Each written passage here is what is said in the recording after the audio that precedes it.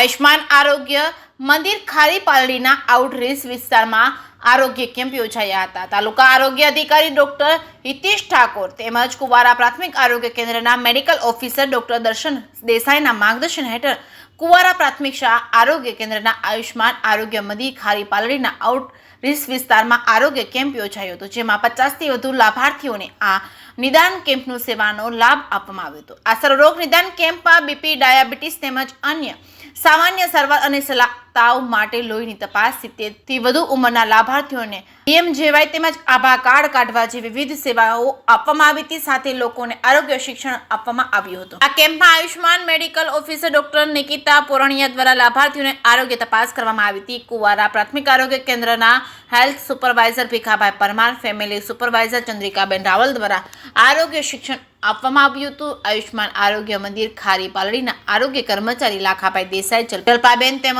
નીતાબેન ઠાકોર, જડીબેન તેમજ તેજીબેન દ્વારા કેમ્પને સફળ બનાવવા જેમત ઉઠાવવામાં આવી હતી। જેકેએસ ન્યૂઝ ગુજરાતી સાથે કિરણ ઠાકોર, ભાભર। નામ બોલો। મારું નામ વણાજી દેવસિંહજી, ખારી પાલડી, તાલુકો ભાભર, જિલ્લો બનાસકાંઠા। અમે ખારી પાલડીએ ફોર્મ હાઉસમાં રહ્યા, ગામથી દૂર 2-2.5 કિલોમીટર। અહીંયા કુવાડાથી આરોગ્યમાંથી મારા ડૉક્ટર પધાર્યા હતા, અમને આરોગ્ય કાર્ડનો લાભ આપ્યો અને શિક્ષણ આપ્યો એનું આરોગ્ય વિશેનું બધું, અને અમને બધી સારવાર આપી।